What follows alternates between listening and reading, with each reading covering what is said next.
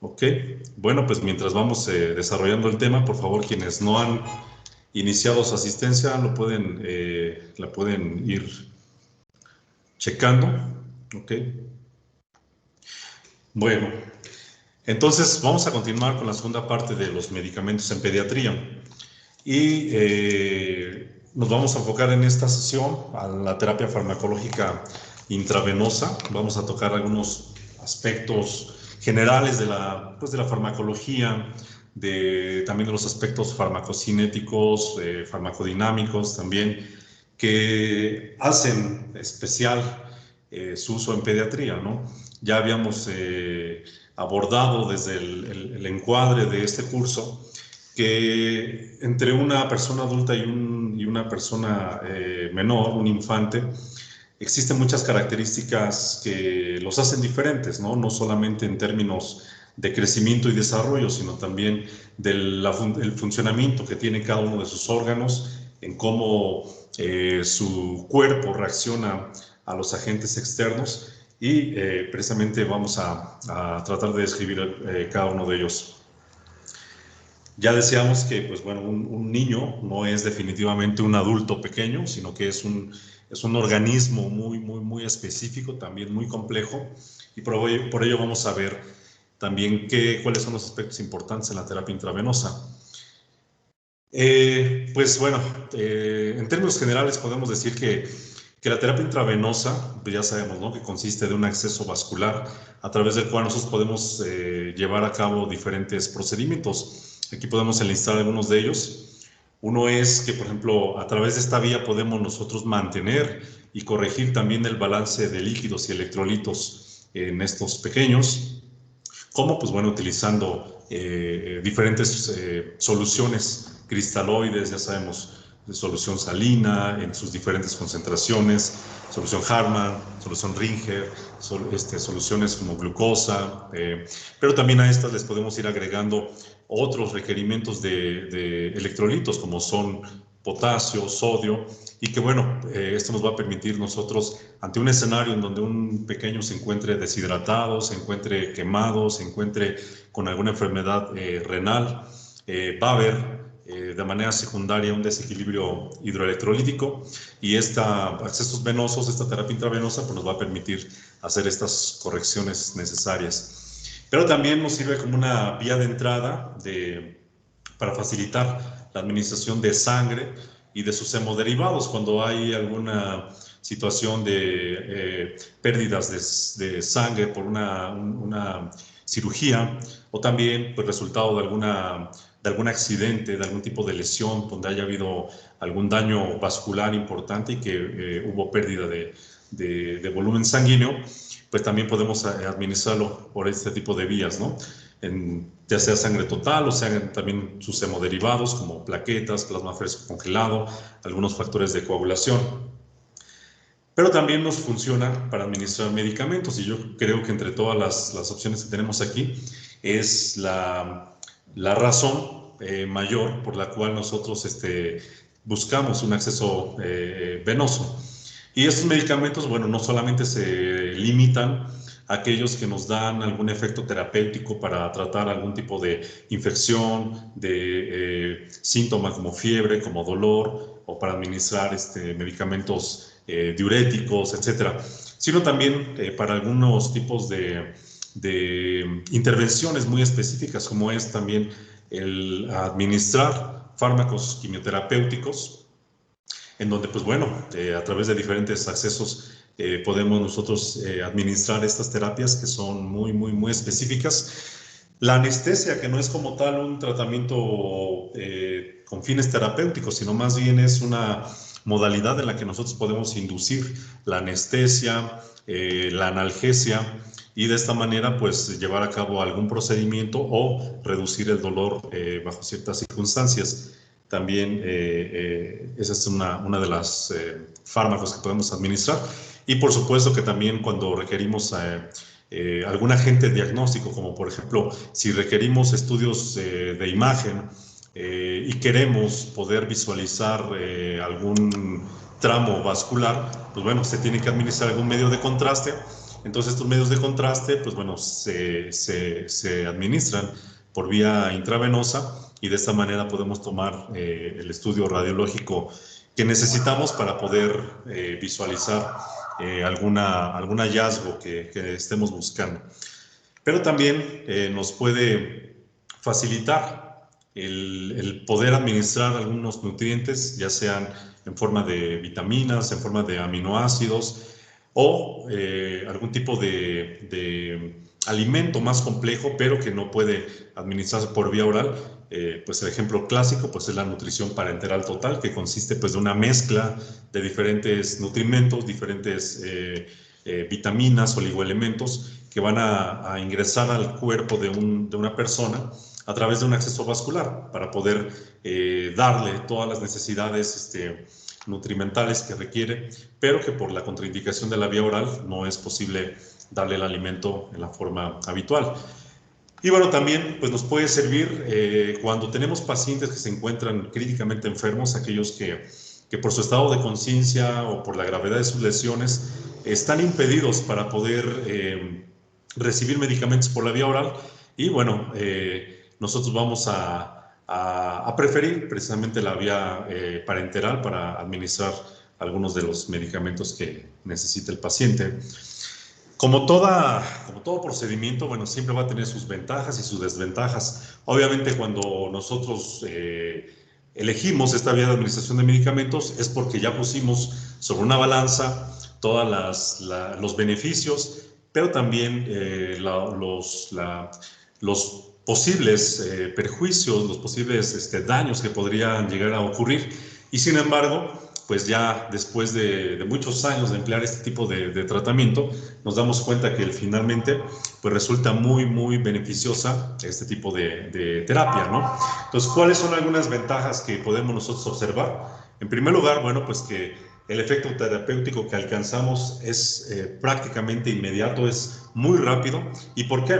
Porque nosotros estamos depositando directamente en el torrente sanguíneo todo el medicamento ya en una forma soluble, en una forma ya que no necesita pasar por un proceso de absorción, entonces inmediatamente comienza a viajar por todo el árbol circulatorio y se distribuye en los tejidos y llega más rápidamente al sitio de acción.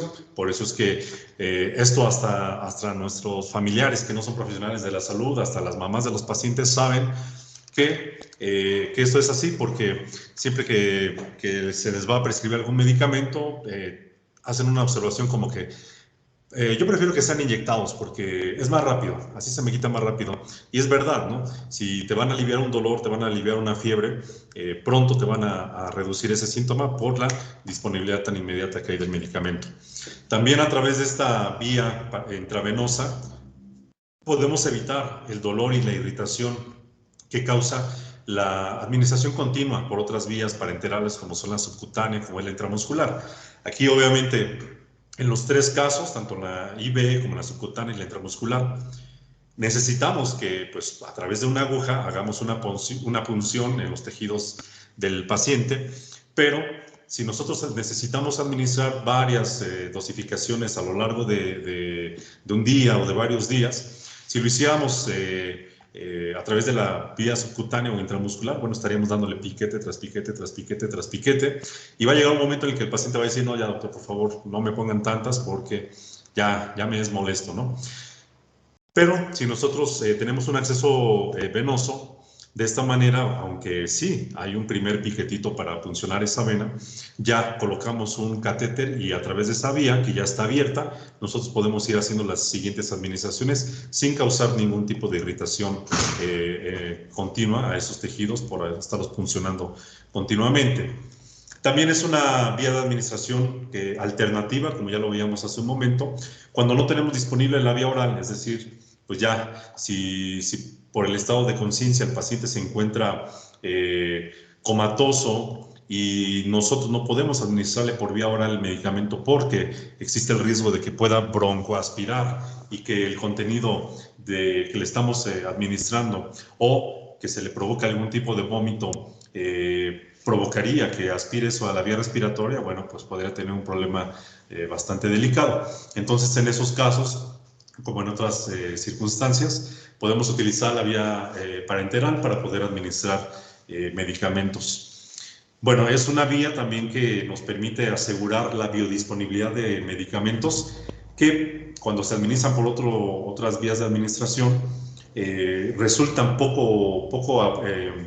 tienen muy poca absorción. Es decir, hay medicamentos que aunque administremos la dosis que corresponde por su kilos de peso o por su edad, a nivel gastrointestinal, la absorción es muy lenta, es muy errática. Lo mismo si administramos a lo mejor por vía subcutánea, la absorción es un poquito más lenta y por lo tanto, pues el efecto que vamos a tener solamente lo conseguiríamos después de algún tiempo de haber administrado varias dosis o si nosotros hacemos un ajuste administrando un poquito más de la dosis habitual. Pero si nosotros administramos directamente a través de la vena, pues todo el medicamento entra y se distribuye, ¿no? Entonces, eso nos permite también esta modalidad. Y bueno, también ustedes saben que cuando nosotros administramos un medicamento, lo hacemos bajo algún tipo de sistema que nos controla la forma en la que va entrando la sustancia al cuerpo. ¿Cómo? Pues podemos utilizar algún sistema de goteo, como las venoclisis tradicionales, pero también hay otros dispositivos automatizados, como son las bombas de infusión, algunas en donde nosotros cargamos nuestras jeringas y de manera controlada pues se va empujando el émbolo para hacer una administración constante, continua y controlada de los medicamentos. De esta manera nosotros podemos también pues evitar hacer una administración en bolo, hacer una administración muy apresurada y que esto provoque pues reacciones adversas que fueran inesperadas. También, bueno, pues una otra razón es que nosotros podemos colocar esta vía intravenosa de una forma rápida. Por supuesto que necesitamos que sea una persona que haya tenido un entrenamiento previo, que tenga esa experiencia para poder localizar bien el sitio ideal para hacer una punción y colocar, desde luego, bajo una técnica aséptica, todo el sistema que nos va a permitir administrar el medicamento. Entonces, en manos perfectamente entrenadas, es algún procedimiento relativamente sencillo.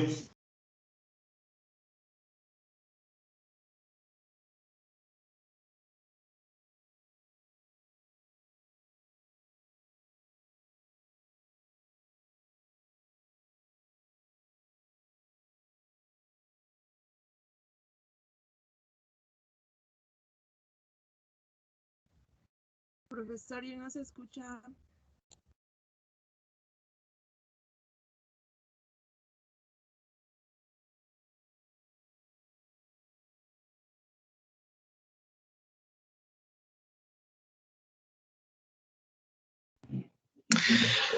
¡Qué barbaridad!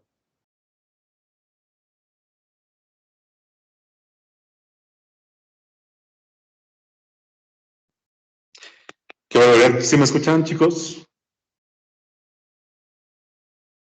Sí, profe. Ok, bueno, pues una vez más, no sé qué esté pasando cuando trabajo mi equipo de manera normal, no me pasa esto, pero parece que a lo mejor hay algún tipo de incompatibilidad ahí con Teams o alguna aplicación de las que abro y se me bloquea la máquina, pero bueno, vamos a tratar de continuar así en lo que se inicia mi máquina. Ya esto no nos favorece mucho, pero bueno, decíamos que también es una vía que resulta relativamente barata y costo beneficiosa, es decir, obviamente pues tiene su precio todo un sistema de venoclisis, tiene su precio comprar un catéter, comprar los materiales para la fijación, comprar las soluciones eh, intravenosas y por supuesto el medicamento. Pero cuando un paciente llega a requerir este tipo de tratamientos, sabemos que va a requerir varias dosificaciones por lo general y Y esto va a, imagínense si lo hiciéramos continuamente, que requiera que otra persona entrenada esté colocando catéter y catéter y catéter y catéter, o haciendo colocaciones directamente en la vena, pues bueno, podría llegar a ser más costoso en cuestión del tiempo que dedica una persona para el cuidado de esa persona. Pero ya a la larga resulta económico, resulta no tan costoso porque nos ahorramos, les digo, muchos procedimientos teniendo ya una vía de acceso permeable por la cual podemos administrar medicamentos. ¿De acuerdo? ¿Hasta aquí alguna pregunta, alguna duda que tengan? No. ¿No? Ok, bueno, miren, mientras puedo abrir la máquina y volver a colocar la presentación, ¿alguien tiene alguna duda acerca de la práctica del lunes? ¿Les han dado a ustedes alguna información de parte del laboratorio de simulación?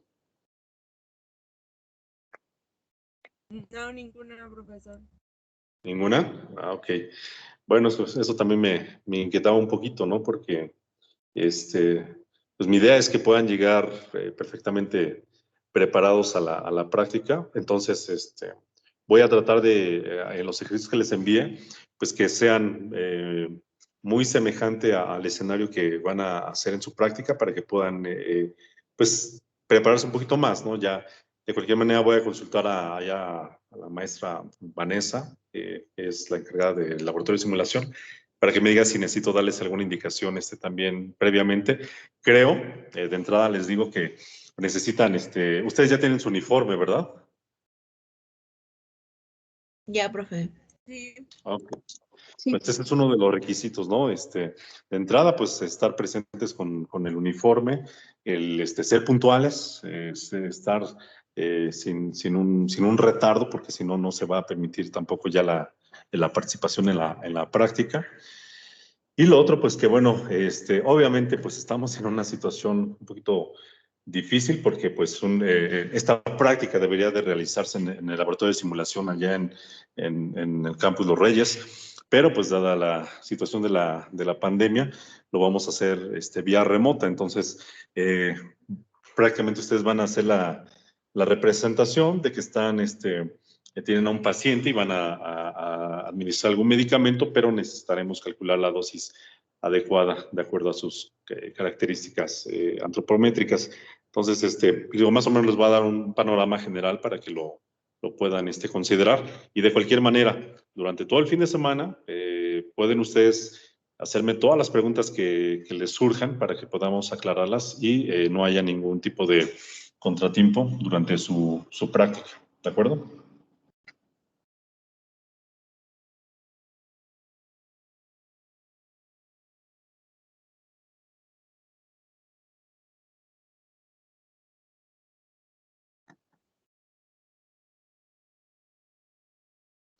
Bueno, a ver, mientras se termina de abrir esto. ¿Alguien me puede decir de ustedes? Yo mencioné hace un momento acerca de que pues, cuando administramos por vía intravenosa nos facilita la biodisponibilidad de medicamentos que no son fácilmente absorbibles. ¿Alguien sabe qué es biodisponibilidad? ¿Han leído acerca de ese término?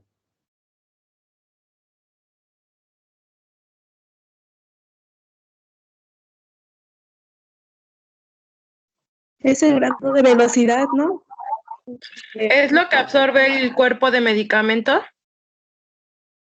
Exactamente, la biodisponibilidad de un medicamento es la cantidad o la fracción de un medicamento o de una dosis administrada de un medicamento que llega al sitio de acción. Obviamente, esta cantidad pues, solamente la podemos saber a través de modelos matemáticos en el área de farmacocinética, pero en términos comprensibles se trata de eso, ¿no? La cantidad de medicamento que se absorbe y que alcanza el sitio de acción para causar su efecto. Como decía también la otra compañera, tiene que ver con el tiempo, sí, porque nosotros administramos y a medida que va transcurriendo el tiempo, la dosis se administra, la dosis se va absorbiendo en una mayor cantidad, pero también se comienza a ver algún efecto de eliminación. A ver, ya estoy aquí un poco, permítame.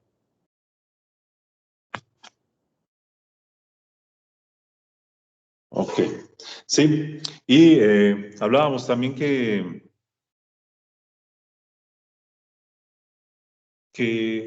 habían diferentes áreas de la farmacología que van a estudiar, ¿no? El comportamiento de los medicamentos o la interacción de los medicamentos con nuestro organismo. Uno de ellos es la farmacocinética, otro es la farmacodinámica, ¿no? Y en la farmacocinética, pues hablábamos de que hay algunos pasos, ¿no? Que son la absorción, el metabolismo, la distribución, perdón, el metabolismo y la excreción de los medicamentos. Y que, pues, entre las diferentes personas nos vamos a encontrar diferentes tipos de, de comportamientos y de medidas, ¿no? En cada uno de esos parámetros farmacocinéticos, ¿no? Cuando nosotros administramos, por ejemplo, por vía oral, por vía intramuscular, subcutánea, rectal, vaginal, cualquiera de esas vías que no sea la venosa, nos vamos a enfrentar necesariamente a un proceso de absorción, pero en la vía de administración intravascular o intravenosa no va a ser así. Nosotros estamos administrando directamente el medicamento al torrente sanguíneo. Y entonces, por eso decíamos que...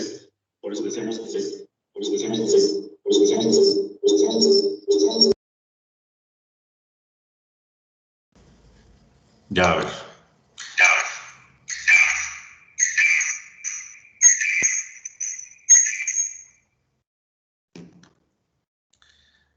Ay, qué terrible que pase todo esto, pero bueno. Vamos a tratar de que no nos vuelva a interrumpir.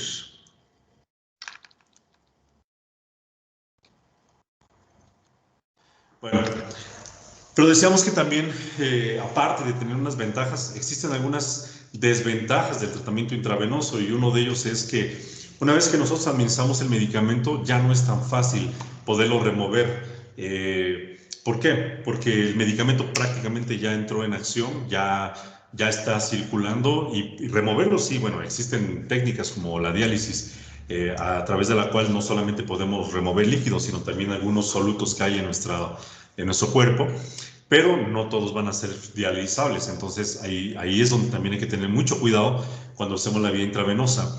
Decíamos que en niños, por ejemplo, o en personas adultas mayores, o en personas que tienen alguna cardiopatía, no van a poder ellos manejar adecuadamente ese volumen que nosotros administremos. Entonces, si nosotros no tenemos un mecanismo que controle la forma o el volumen que vamos a administrar, porque necesariamente todos los medicamentos tendrán que ir diluidos en algún tipo de volumen. Si nosotros administramos un bolo sin considerar que este paciente probablemente no pueda manejar ese volumen, vamos a provocarle una sobrecarga circulatoria con la siguiente descompensación. Obviamente, decíamos que teníamos que seguir una técnica con la adecuada medidas de higiene, de asepsia, antisepsia, esterilidad, porque si no, nosotros podemos provocar algunas complicaciones, ¿no? Desde contaminar cualquier parte del sistema o directamente el acceso venoso a través de la piel o del vaso sanguíneo que estamos eligiendo, y provocar, pues, una infección que podría llegar a provocar una sepsis, ¿no? En esta persona.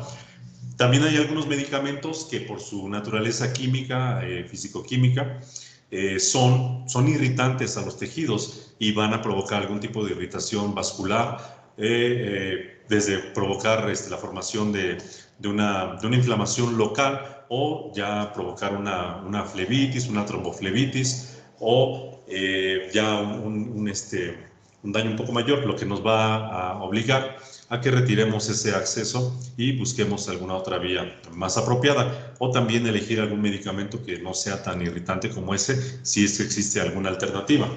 También, bueno, las incompatibilidades de medicamentos. No todos los medicamentos se pueden administrar con determinado tipo de solución. ¿no? Hay algunos que necesariamente tienen que administrarse con una solución glucosada, otros que solamente se pueden administrar con una solución salina. Y si nosotros no anticipamos este tipo de compatibilidad, podemos provocar que los medicamentos se precipiten y de esta manera, pues, que causen también una respuesta inesperada, algún tipo de daño, ¿no?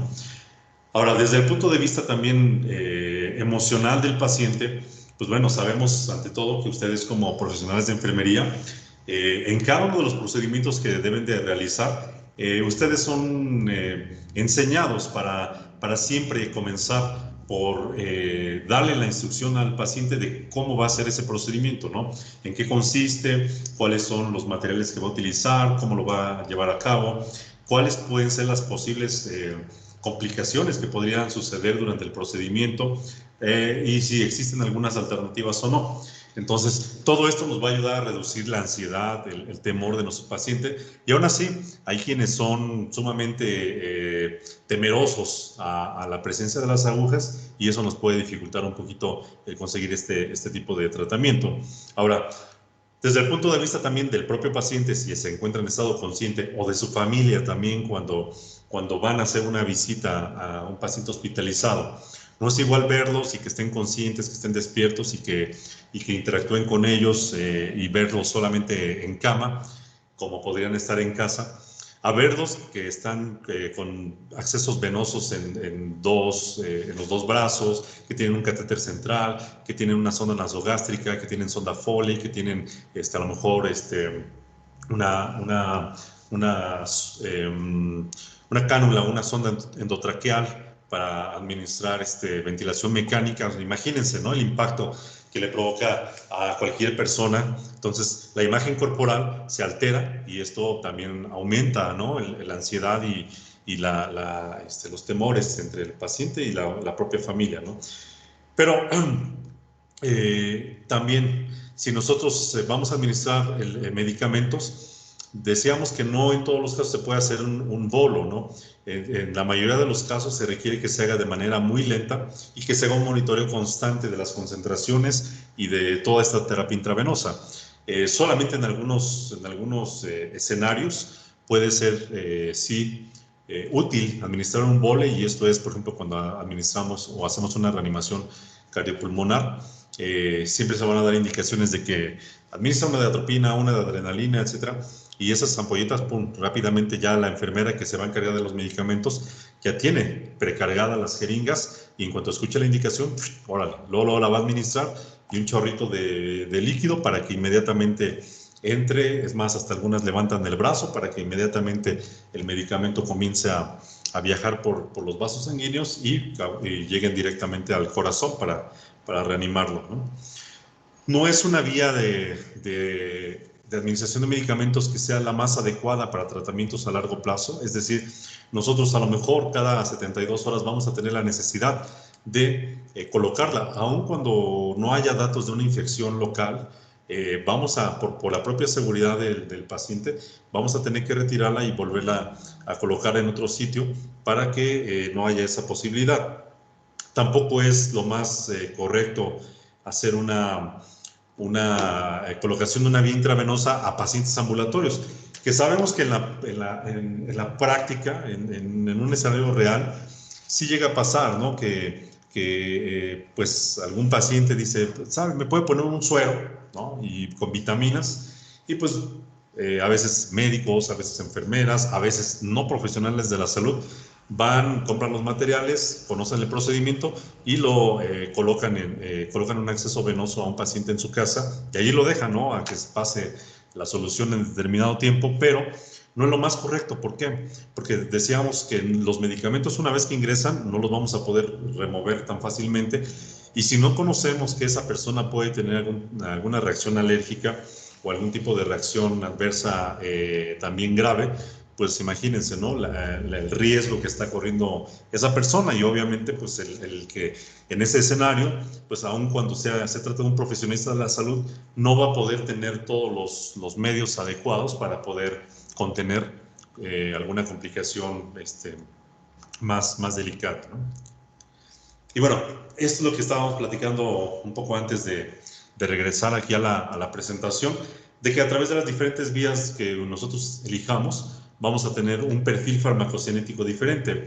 Ustedes pueden ver aquí en esta gráfica que vemos una primera flecha de manera vertical que nos indica la concentración plasmática o la concentración sanguínea que alcanza un medicamento, y vemos una línea horizontal que nos dice tiempo. Cuando nosotros medimos los parámetros farmacocinéticos, siempre nos vamos a referir a una determinada concentración en plasma sobre el tiempo. Entonces, aquí en esta primera imagen gris que ven arriba, pueden ustedes ver una curva farmacocinética típica en donde hay después de que administramos el medicamento, que sería aquí en este punto, en el tiempo cero, y no hay cero concentraciones en la sangre, comenzamos a ver cómo hay un aumento, ¿no? Hay una curva ascendente que se llama absorción, y llegamos a un punto máximo, y eso se conoce como concentración máxima.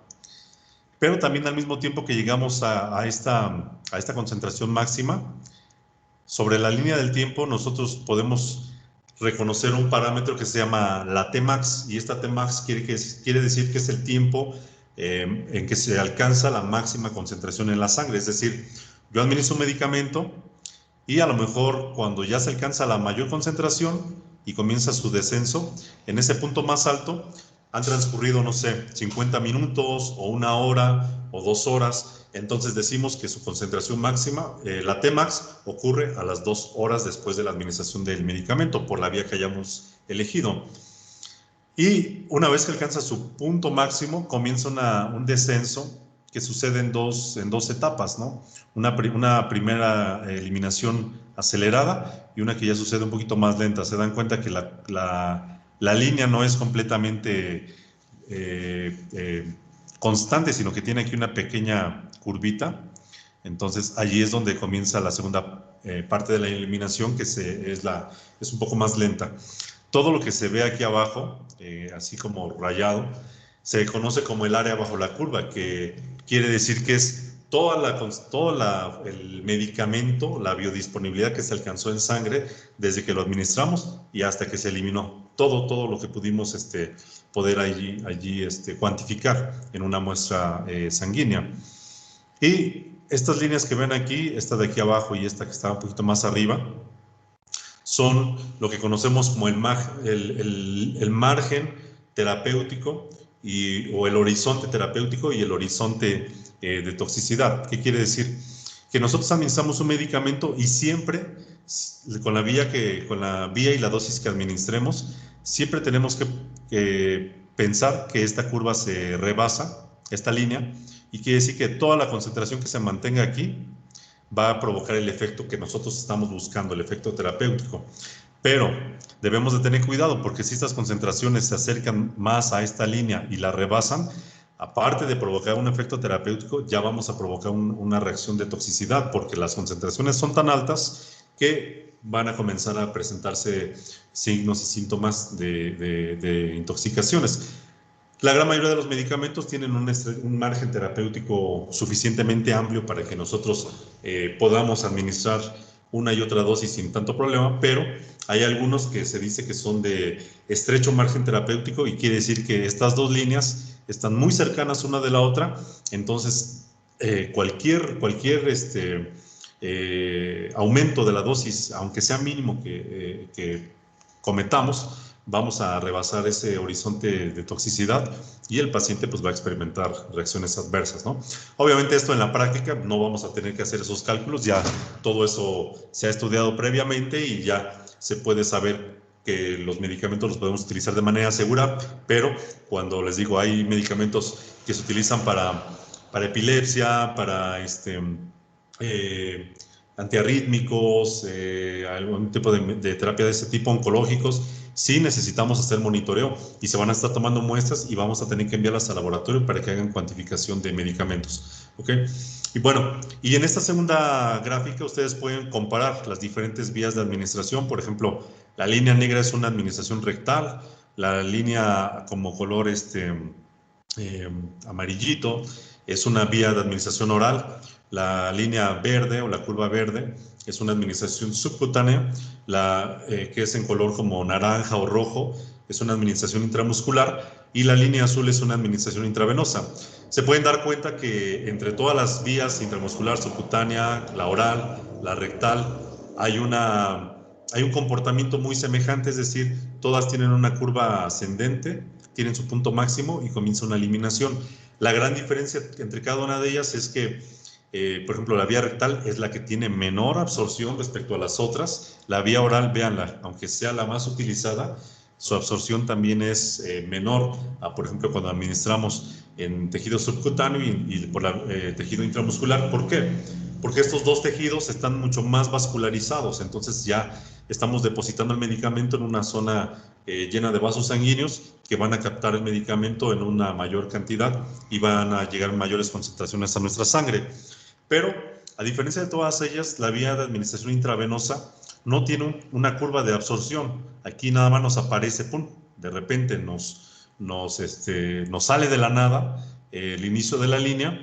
¿Por qué? Porque nosotros estamos administrando directamente a la vena, entonces inmediatamente alcanzamos la concentración máxima y enseguida el medicamento se comienza a metabolizar y a excretar de nuestro cuerpo. Pero, a diferencia de las otras, la eliminación es mucho más rápida. Se dan cuenta que permanece menos tiempo en nuestra sangre, porque también, así como lo administramos rápido, así también pasa rápidamente por el hígado, por donde se van a biotransformar por todas las enzimas hepáticas que hay y van a comenzar a degradarlo. Ahora, cuando administramos medicamentos por vía intravenosa lo podemos hacer en diferentes modalidades. Una es que hagamos una administración a través de una infusión continua, en donde nosotros vamos a hacerlo, introducir una dosis de manera constante, pero también podemos hacerlo a través de una infusión intermitente, es decir, que nosotros administremos un medicamento intravenoso, pero vamos a separar una dosis y otra por un tiempo, es decir, pasamos el medicamento, se termina, lo retiramos, dejamos transcurrir un cierto tiempo, volvemos a colocar el medicamento, dejamos que se administre y volvemos a retirar ese sistema, ¿no? Y hay otra forma que es también de la más común, que es la inyección intermitente directa, es decir, cuando a lo mejor va un paciente a un consultorio, se presenta con dolor abdominal, el médico pues identifica que se trata de un colon irritable, un dolor abdominal por colon irritable, y lo único que dice a la enfermera es, ¿sabes qué? Pásale una ampolleta de butiliocina con metamizol, ¿no? Y lo que hace en ese momento, pues la enfermera toma una jeringa y hace una punción intravenosa y administra el medicamento lentamente, pero lo hace directamente con una jeringa y al vaso sanguíneo, y en cuanto termina, retira, verifica que no hay sangrado y coloca un parchecito y ya el paciente no recibe otra dosis si no es necesaria más adelante, ¿no? Entonces, esa es otra modalidad. ¿Cuál vamos a elegir en diferentes escenarios? Bueno, pues según el tipo de medicamento que vayamos a administrar, el efecto que nosotros estemos buscando y esperemos, y la misma condición del paciente, porque les digo, no es lo mismo tener un paciente consciente que un paciente que se encuentra en estado comatoso, o un paciente que se encuentra en un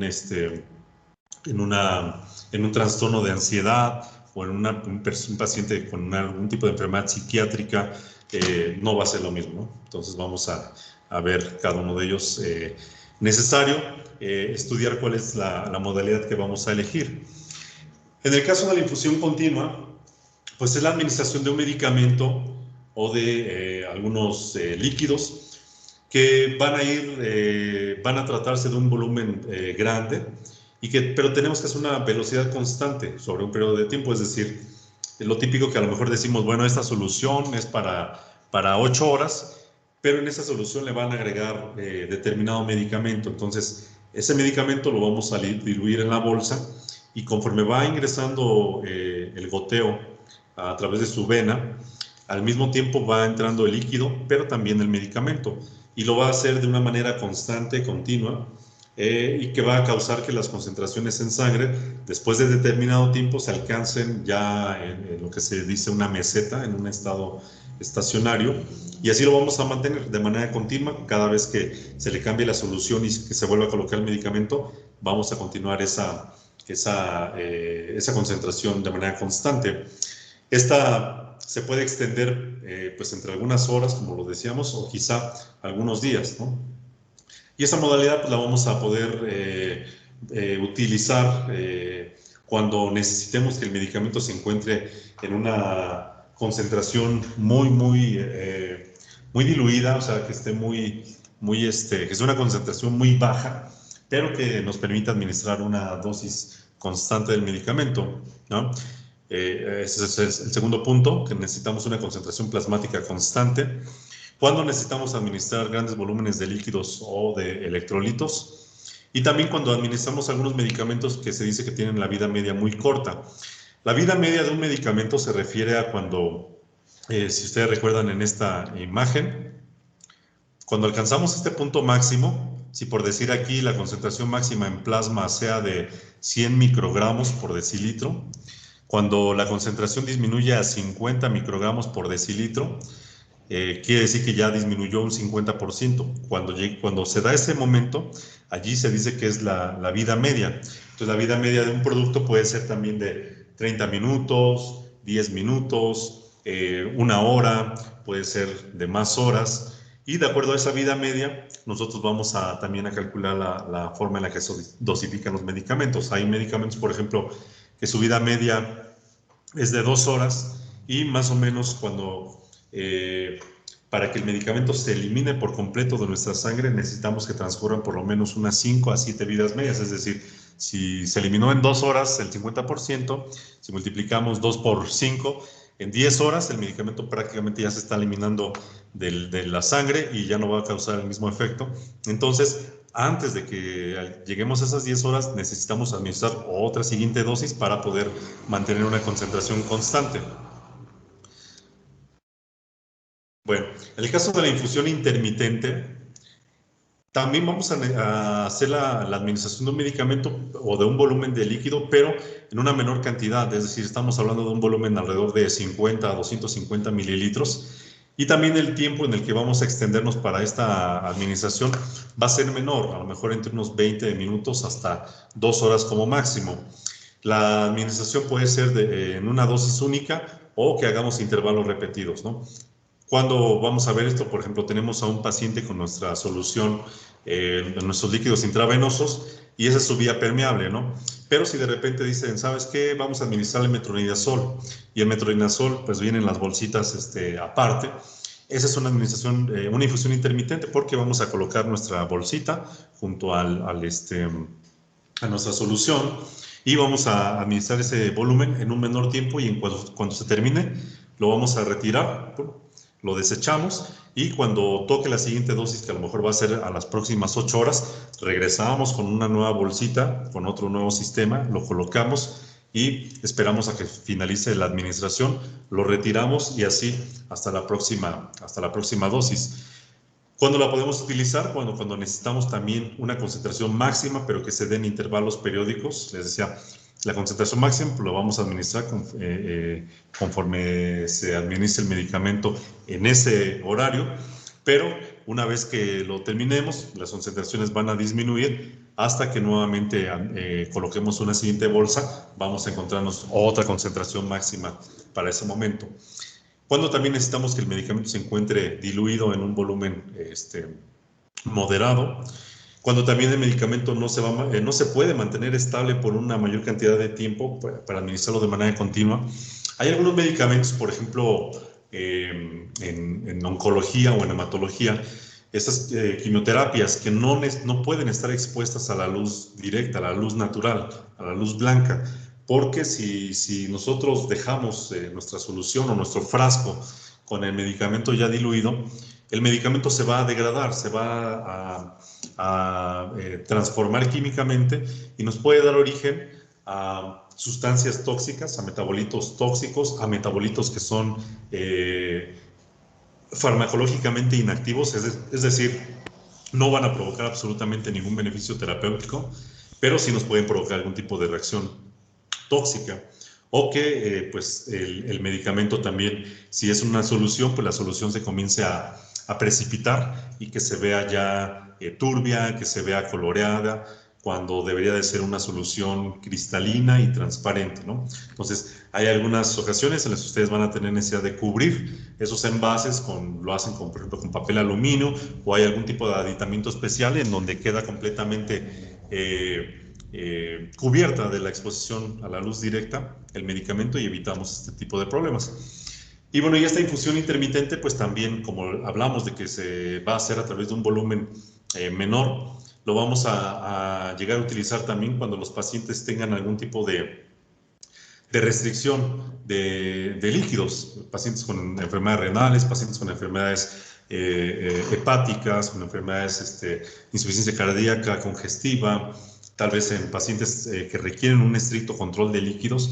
Vamos a tener que ser muy precisos con los volúmenes que administremos y quizá cuando administremos el medicamento necesitemos hacerlo en un menor volumen de líquidos para que no interfiera con los líquidos que estamos administrando para la reposición del volumen plasmático, ¿no? Y la inyección directa intermitente, bueno, pues es aquella que nosotros vamos a hacer, decíamos, en un volumen todavía mucho más pequeño de un diluyente, en donde vamos a administrar a través de un bolo en un acceso venoso directo y que no vamos a necesitar quizá más dosis de las necesarias. Y lo podemos hacer, pues, les decía, en algunos casos, por ejemplo, en reanimación, ¿no? Ya a través de un puerto en nuestra vía permeable, nosotros colocamos ahí directamente la jeringa y enseguida, pum, administramos el bolo del medicamento y ya se evita pasar por todo el sistema de venoclisis, va a pasar directamente a la vena, levantamos el brazo o a lo mejor abrimos un poquito la solución y el medicamento pasa y se comienza a distribuir rápidamente, ¿no? Esas son 3 modalidades que nosotros podemos usar para la administración de medicamentos intravenosos. Ahora, cuando se trata de pacientes pediátricos, bueno, pues vamos a tomar algunas consideraciones muy particulares. La primera de ellas es que, bueno, pues los accesos venosos no son los más sencillos porque, pues por las características de que pues, son de menor calibre, sus venas, sus arterias, y aparte por la cantidad de agua y de grasa que tiene su tejido subcutáneo, pues no van a ser tan visibles como en una persona adulta. Entonces, aquí, pues bueno, vemos un esquema de cuáles son los accesos venosos a los cuales podríamos tener acceso, pero también en qué momento de su edad es que podríamos preferirlos, ¿no? Aquí, por ejemplo, vemos pues en los infantes o a través de todas las edades, en adolescentes, en niños un poquito mayores, desde pues en la cabeza, ¿no? En el cuero cabelludo, en las extremidades, en antebrazo, fosa cubital, y cuáles son las venas que podemos llegar a utilizar, ¿no? Por ejemplo, aquí supraorbital, temporal superficial, auricular posterior, occipital, frontal, cefálica, basílica, y pues en el dorso de la mano pues tenemos basílica, dorsal, metacarpiana, digital, cefálica y la dorsal del metacarpo, ¿no? Entonces, estas obviamente pues van a decidirse, les digo, según la edad y según la necesidad de volúmenes que necesitemos administrar, y obviamente pues para que tengamos acceso a estas venas, pues lo tendrá que hacer alguien también con mucha experiencia para poder hacer las funciones y obviamente pues con los aditamentos necesarios, ¿no? Y en esta imagen podemos ver nosotros algunos ejemplos, ¿no? También de cómo estos accesos intravenosos, bueno, no son únicos, sino que podemos nosotros tener un acceso periférico, es decir, en una vena, por ejemplo, aquí vemos un ejemplo en la mano, en el dorso de la mano, es un acceso venoso periférico. ¿Por qué? Porque está en una de las venas más alejadas del cuerpo, pero que tiene un calibre suficiente para que podamos colocar allí un catéter y administremos alguna cantidad de volúmenes de líquido, de sangre, etcétera, y de medicamentos, por supuesto. Pero también nos encontramos con el tratamiento o el acceso venoso central, y bueno, va a tener diferentes modalidades. Uno que es el catéter central, que se inserta periféricamente, es decir, que lo podemos colocar a través de una vena de un calibre mediano a través de una extremidad, pero que a través de ese acceso nosotros vamos a introducir un catéter que su extremo se tiene que alojar en la vena cava superior o en la aurícula derecha del corazón, y allí, hasta ese lugar, es donde el medicamento finalmente va a depositarse. No va a entrar directamente a la vena por donde nosotros estamos teniendo el acceso, sino que va a ser hasta el extremo que alcanzó, les digo, la vena cava superior o la aurícula derecha del corazón. La línea venosa central, bueno, pues es la que a lo mejor más comúnmente observamos en un medio hospitalario, que es cuando, ya sea, por ejemplo, aquí en una vía subclavia, en la arteria subclavia o en la yugular, nosotros colocamos por allí ese acceso y otra vez deslizamos el catéter hasta que se aloje en la aurícula derecha del corazón o en la vena cava superior. Pero también existen otro tipo de dispositivos, que son los llamados puertos implantables o implantados, que son un tipo de tecnología en donde funciona como un reservorio, ¿no? Como un acceso. Ustedes pueden ver en esta imagen cómo debajo de la piel, entre la piel y el tejido subcutáneo, hay una pieza.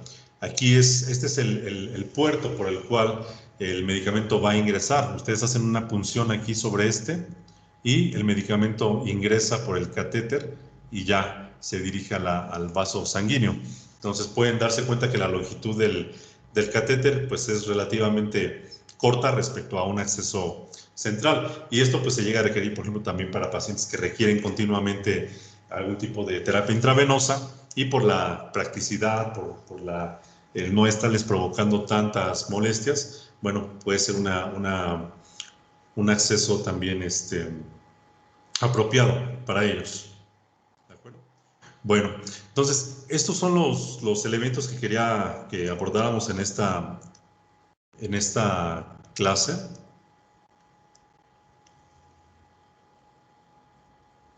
Y les comentaba que me interesaba también que pudiéramos continuar con los ejercicios para, para prepararnos a su práctica. Perdón, me dice Héctor que tiene problemas con su celular, en donde toma sus clases, que entró a tiempo, pero se bloqueó su pantalla y no hay problema en la asistencia.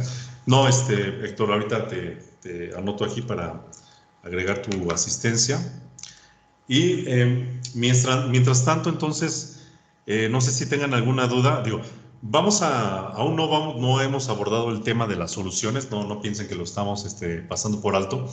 Ya casi al finalizar este curso vamos a destinar un par de sesiones precisamente para todo lo relacionado al manejo de líquidos intravenosos. Vamos a ver ahí soluciones, goteos, calcular velocidad de goteos, etcétera. Lo vamos a ver hasta ese momento, y vamos a retomar también pues un poco los medicamentos para ver de qué manera ahí vamos a hacer vamos a ajustar la velocidad de goteo para las necesidades del medicamento que estemos administrando, y lo hagamos ya en una forma más práctica.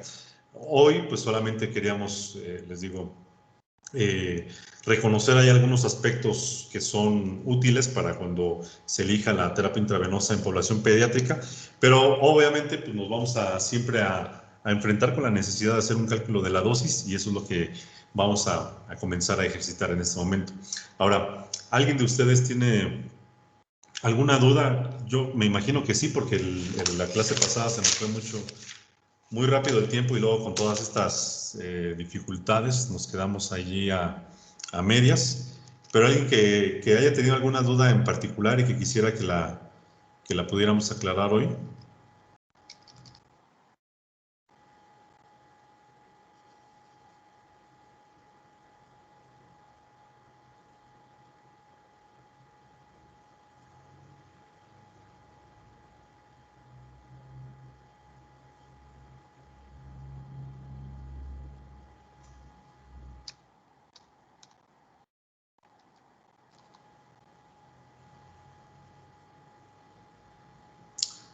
No, nadie tiene una duda. Déjenme compartir con ustedes. ¿Sí ven todos aquí el programa de Word? ¿Sí va? Sí. Ok. Bueno, la clase pasada entonces hacíamos algunos ejemplos. Para quienes a lo mejor no hayan podido estar o no haya quedado suficientemente claro, vamos a recordar cómo calculamos las dosis de acuerdo a dos parámetros que son uno, el peso corporal.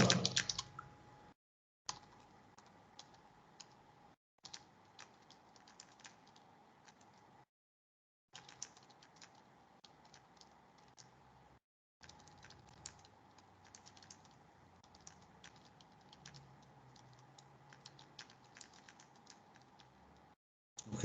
Y decíamos que basados en el peso corporal, ¿quién me recuerda cómo era la fórmula para el peso corporal?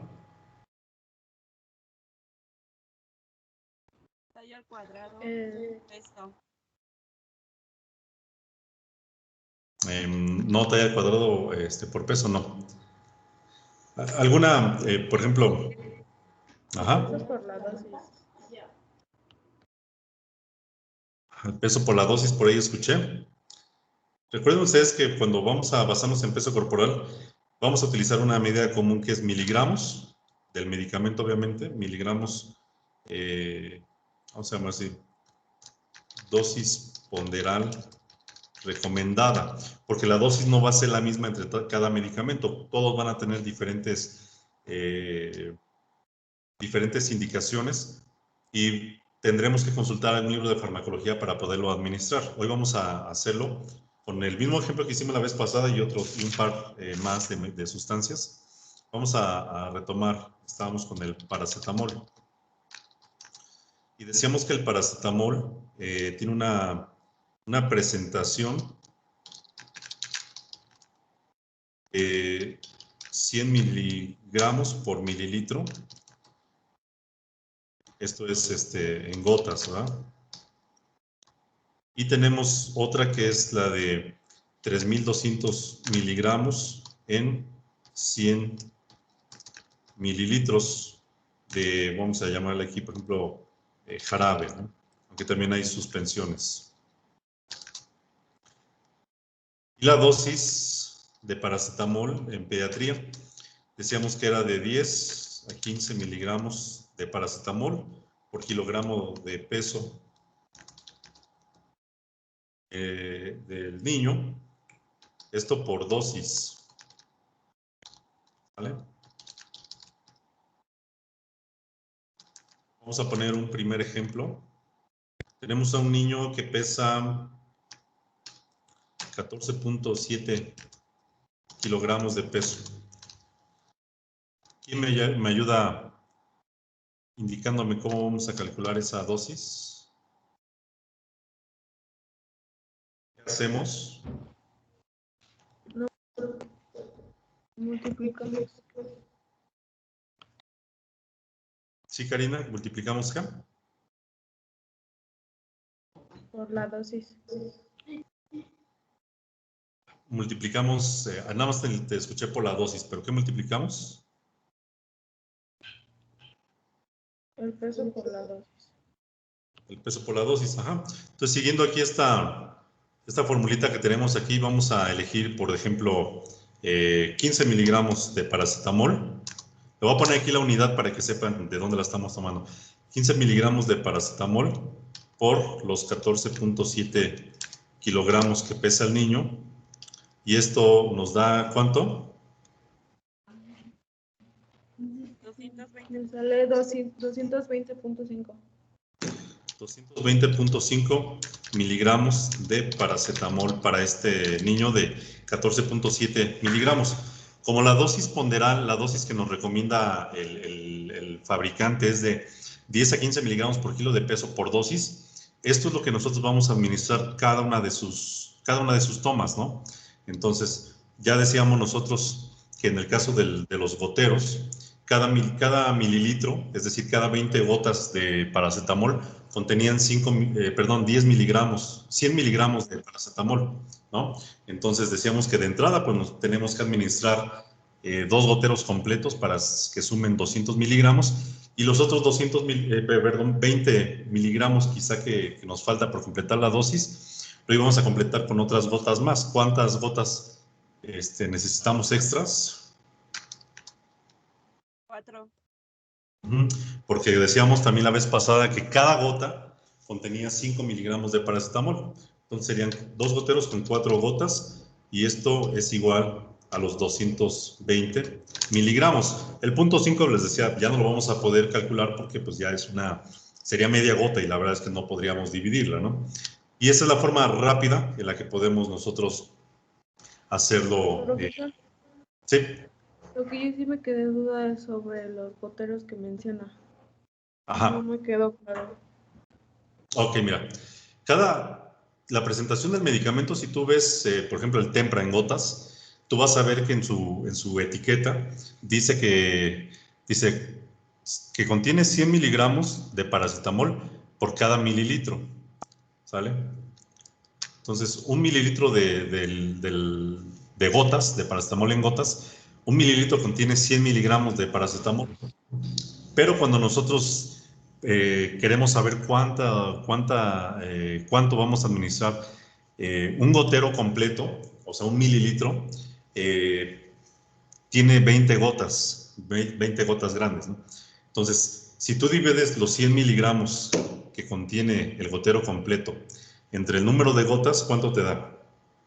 100 entre 20.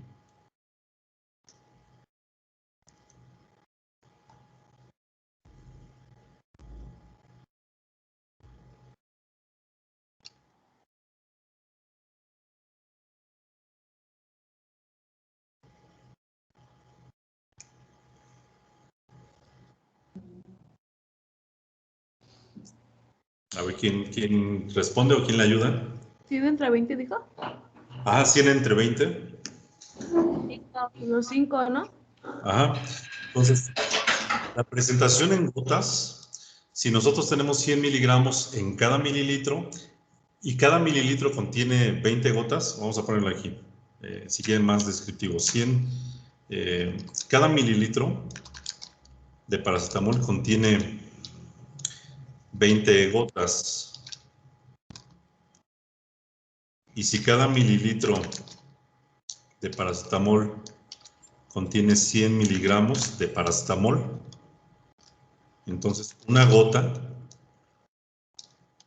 es igual a 5 miligramos de paracetamol, porque dividimos los 100 miligramos que contiene cada mililitro entre el número de gotas que contiene cada mililitro en total. 100 entre 20 nos da 5. Entonces, cada gota que nosotros tomemos del paracetamol va a llevar 5 miligramos de paracetamol. Por eso en este ejemplo, que nosotros necesitamos 220.5 miligramos de paracetamol, de entrada damos 2 goteros completos porque cada gotero son 100 miligramos, entonces 100 más 100 son 200, y los 20 miligramos restantes vamos a administrarlo en forma de gotas, y si cada gota tiene 5 miligramos, entonces 5 por 4 gotas, 5 por 4 son 20, y completamos a los 200 que ya habíamos administrado, son 220 miligramos que administramos con 2 goteros y 4 gotas. ¿Vale? ¿Ya te quedó más claro? Sí, gracias. Ok. Ahora, si por ejemplo tenemos un niño que pesa ya 16.1 kilogramos, pero ahora lo queremos dar en forma de jarabe. Recuerden que el jarabe contiene 3.200 miligramos en 100 mililitros. ¿Cómo vamos a saber? Bueno, primero vamos a calcular la dosis. En este ejemplo, 2. Vamos a un niño de 16.1 kilos, ¿cuánto vamos a necesitar? Otra vez, ¿quién me ayuda de los que no han participado?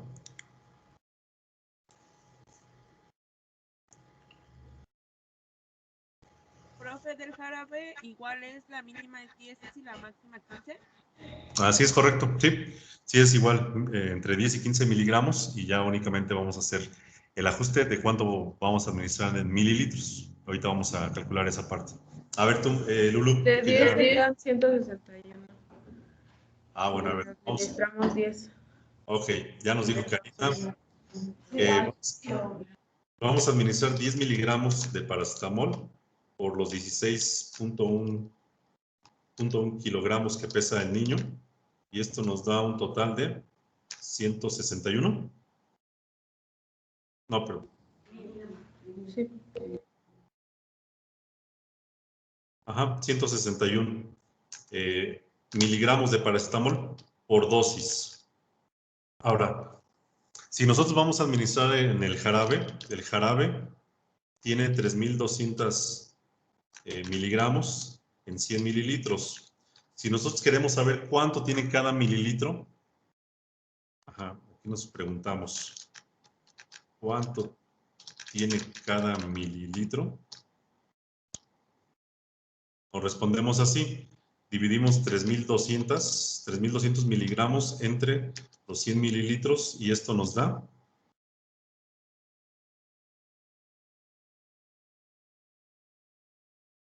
32. Ajá. Nos da 32 miligramos por cada mililitro del jarabe. Ahora, si cuando vamos a administrar jarabe, siempre tomamos como referencia que administramos 2.5, 5 mililitros aquí. Entonces, esto quiere decir que cada 5 mililitros de jarabe contiene, ¿cuánto? Multipliquen 32 por 5. 160 miligramos de paracetamol. Ok, entonces ya sabemos cuánto tiene cada 5 mililitros. Ahora, esto está muy fácil. Si a nuestro niño de 16.1 kilos le calculamos la dosis a 10 miligramos por cada uno de los kilos de su peso y nos da 161, ¿cuánto le vamos a dar de jarabe? 5 mililitros. 5 mililitros, exactamente. 5 mililitros, porque con los 5 mililitros ya estamos administrando 160 miligramos. Aquí no podemos tomar las gotas porque pues, no es práctico. Entonces, con la dosis de 5 mililitros vamos a tener suficiente.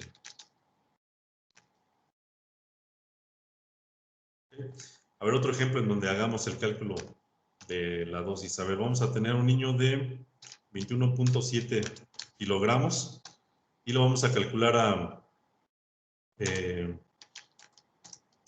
15 miligramos. A ver, díganme.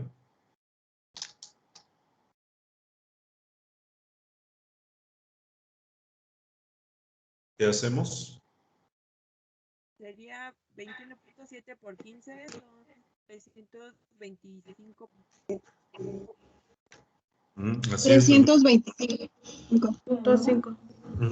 Así es. Entonces recuerden, multiplicamos los 15 miligramos de paracetamol por los 21.7 kilogramos de peso del niño y esto nos va a dar un total de 325.5 miligramos por dosis. Ahora, de esos 325.5 miligramos por dosis, ¿cómo vamos a administrar en jarabe? Porque aquí no le vamos a dar 3 goteros y 6 gotas, ¿no? Vamos a ver cuánto le podríamos dar de jarabe si este niño ya puede tomarlo, ¿no?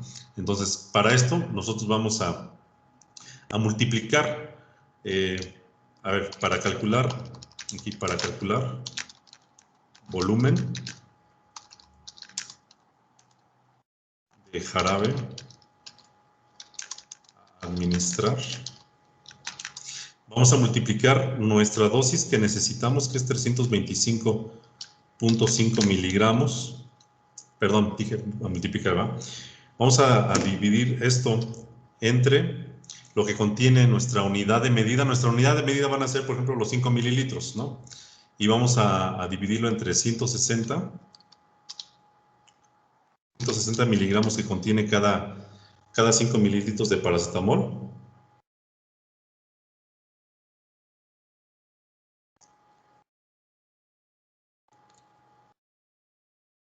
¿Vale? Y eso lo vamos a multiplicar por nuestra unidad de medida, que son 5 mililitros. ¿Cuánto nos da? 10.17.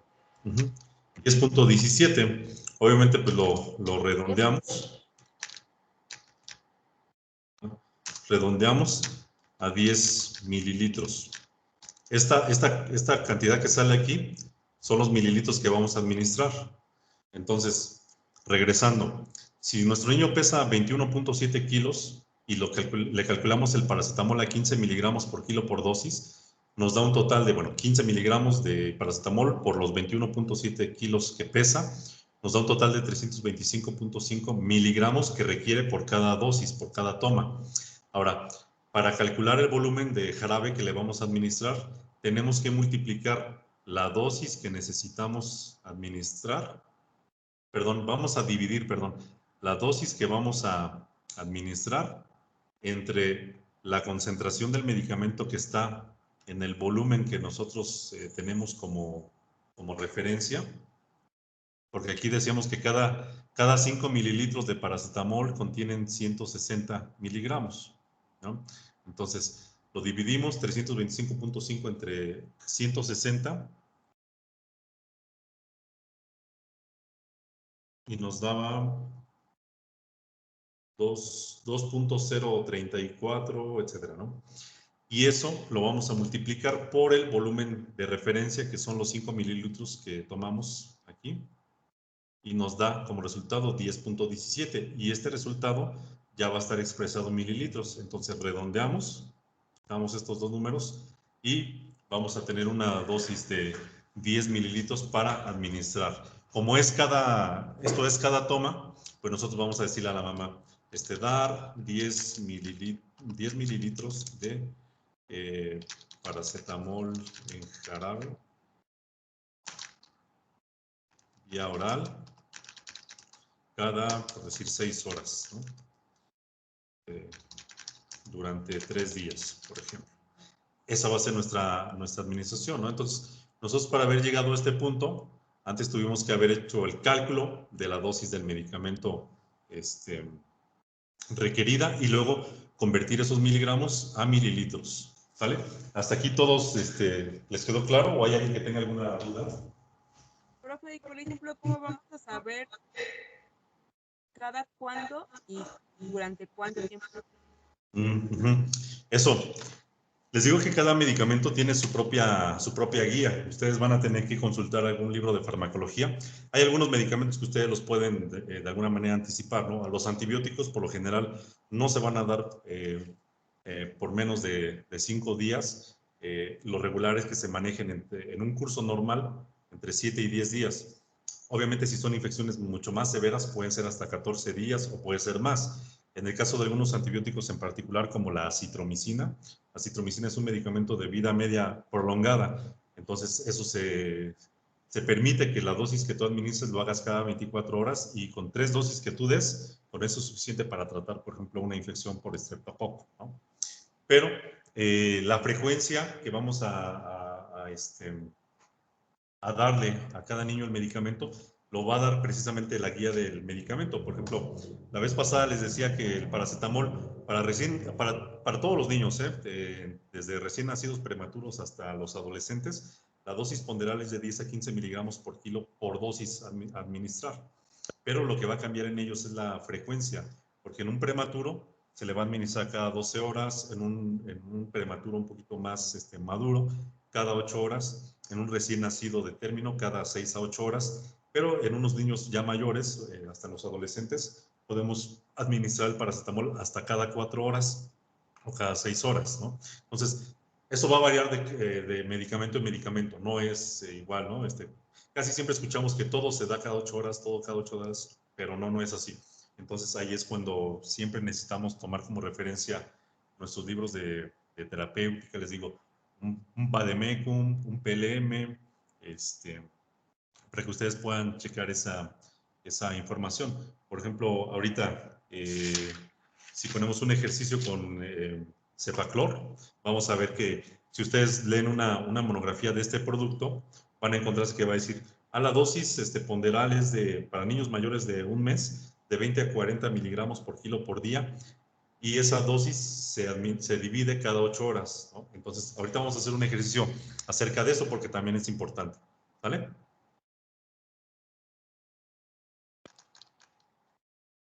Cepaclor, miren, es otro ejercicio. El Cepaclor también es un antibiótico que se presenta oral para los niños. hay de 125 miligramos por cada 5 mililitros. También hay de 250 miligramos por cada 5 mililitros de suspensión, ¿no? Es decir, cada 5 mililitros pueden contener, por un lado, 125 miligramos de cefaclor, o cada 5 mililitros contener 250 miligramos de cefaclor. La dosis ponderal de este medicamento es de, para niños igual o mayor a 1 mes de edad, la dosis es de 20 a 40 miligramos por kilogramo de peso al día, ¿vale? Entonces, pero esta dosis total, aquí vamos a poner entre paréntesis, dosis total. Tenemos que dividir para administrar cada 8 horas. Ahora vamos a hacer un ejemplo. Ejemplo 1. Tenemos un niño que pesa, vamos a decir que pesa 11.9 kilogramos de peso. Sale. A ver, ¿quién me dice cómo calculamos la dosis? Como lo hicimos en los ejemplos anteriores.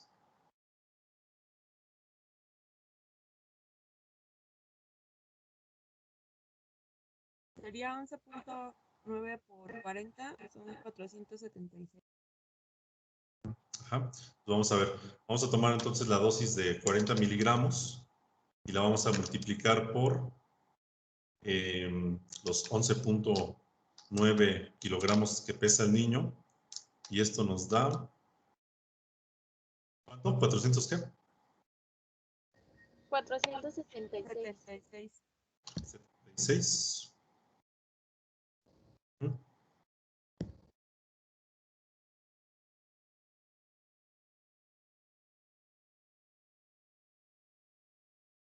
Ajá, 476 miligramos de cefaclor. Esto es al día. ¿Sale? Ahora, si dice aquí que la dosis ponderal se tiene que dividir, la dosis total se tiene que dividir para administrar cada 8 horas. Si yo voy a dar cada 8 horas el medicamento, ¿cuántas tomas voy a dar al día? 3. 3, exactamente. ¿Por qué? Porque si nosotros dividimos las 24 horas del día entre cada 8 horas, nos va a dar 3, y ese es el número de tomas. Si fuera cada 6 horas, ¿cuánto nos daría? 4. Exacto. Y si fuera cada 12 horas, 2. 2. Exacto. Entonces así es como nosotros podemos calcular el número de tomas, ¿no? Si ya el mismo fabricante nos dice, la dosis que yo te recomiendo para los niños es esta, 20 a 40 miligramos por kilo por día, pero necesitas dosificarlo cada 8 horas, entonces ya nosotros mentalmente decimos, ok, lo tengo que administrar cada 8 horas, van a ser 3 tomas al día. Divido mis 24 horas del día entre 8 y me va a dar 3 tomas. Ahora, mis 476 miligramos al día, lo divido entre 3, ¿cuánto nos da? 158.6. Igual aquí lo tenemos que redondear. Lo podemos redondear. 158.6. Si quieren lo seguimos arrastrando para que no se pierdan algunos con los decimales. Digan, ¿y dónde salió ese, no? Lo vamos a seguir así y ya lo redondeamos al final con los mililitros. 158.6 miligramos. Esto sí ya es cada 8 horas. ¿Vale? Ahora, ¿cómo vamos a saber cuánto le vamos a administrar de la suspensión? ¿Cuál quieren tomar? ¿La de 125 o la de 250 miligramos?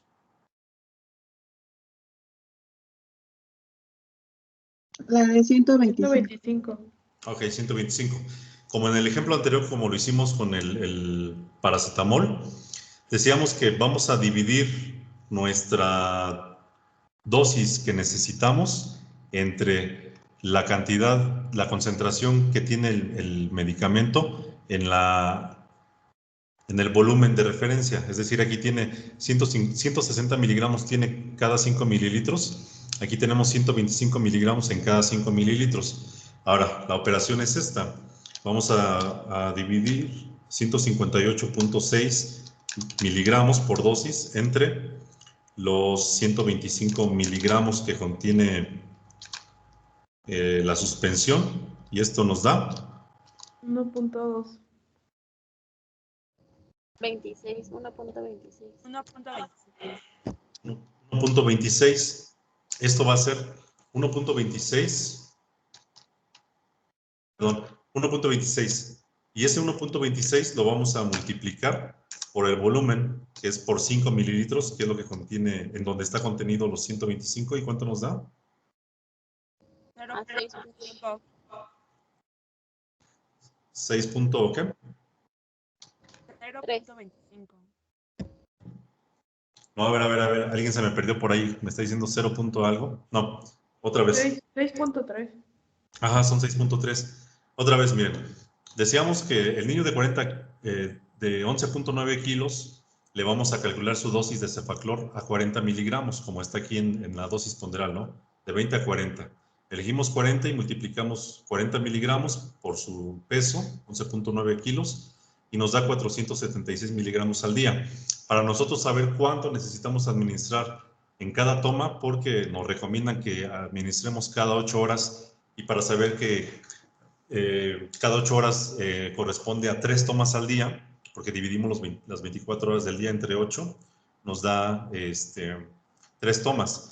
Entonces dividimos estos 476 miligramos entre 3 para saber cuánto le toca por cada una de las tomas, y nos da 158.6 miligramos que vamos a administrar cada 8 horas. Ahora, para calcular el volumen, decíamos que tenemos que dividir la dosis que necesitamos administrar, que son los 158.6 por toma, entre la concentración que tiene el medicamento, que es de 125, y nos da 1.26, ¿no?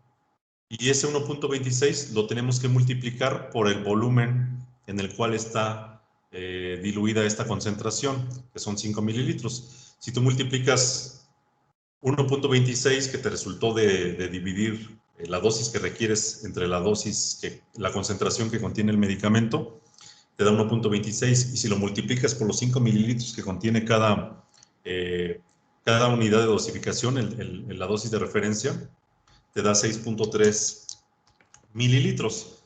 Esta dosis sí la podríamos nosotros medir a través de una jeringa, ¿no? Medimos los 6 y 3 rayitas más, ¿no? Si quisiéramos redondearlo, lo podemos hacer y dar ya sea que 6.5 mililitros o demos los 6 mililitros completos, ¿no? Pero la idea, pues, ahorita es llegar a la dosis, ¿no? Matemáticamente hablando, para que no nos perdamos. ¿Vale? Vamos a hacerlo con otro niño.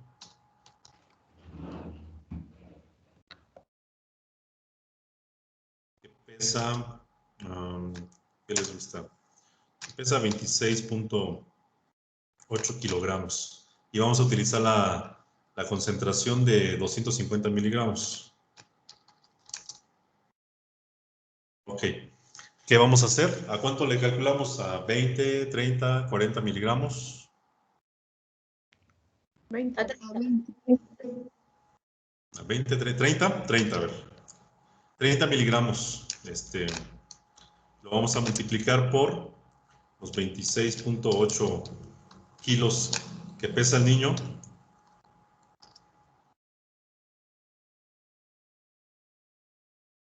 Y nos da 804.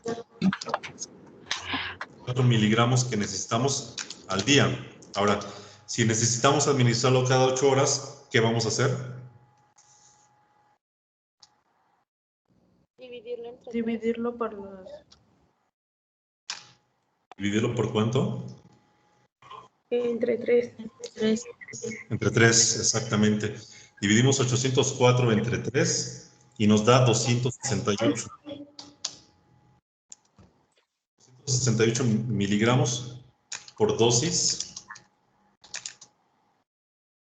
cada 8 horas. Ahora, ¿cómo vamos a convertir esos 268 miligramos en mililitros? Decíamos que dividimos, ¿cuánto?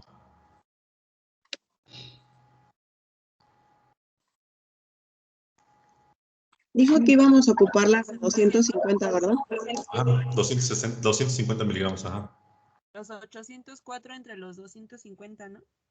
No, vamos a dividir primero 268. 268, sí, perdón, entre 250. Ajá, exacto.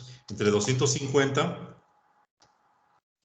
1.072.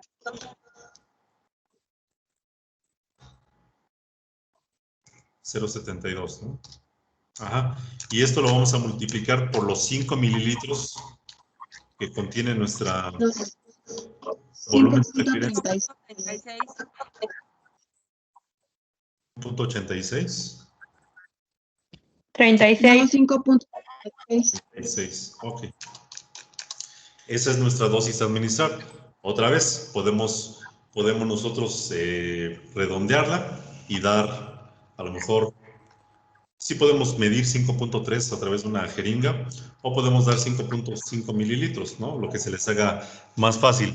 Estos son los medicamentos, ya ven ustedes, entre 20 a 40 miligramos, tenemos una amplitud de dosis que nos permite sí hacer un redondeo así sin tanto riesgo. ¿Sale? Entonces, hasta aquí no hay dudas respecto a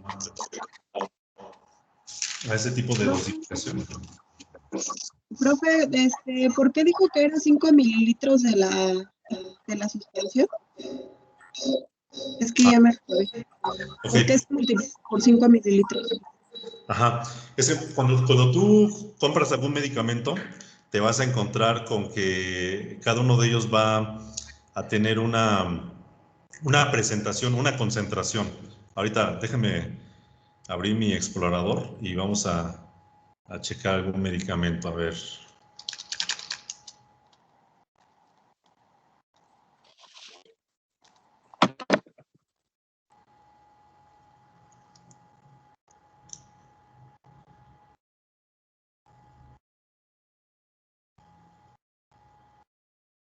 A ver, aquí sí ven mi navegador, ¿no? De internet. Sí, profe.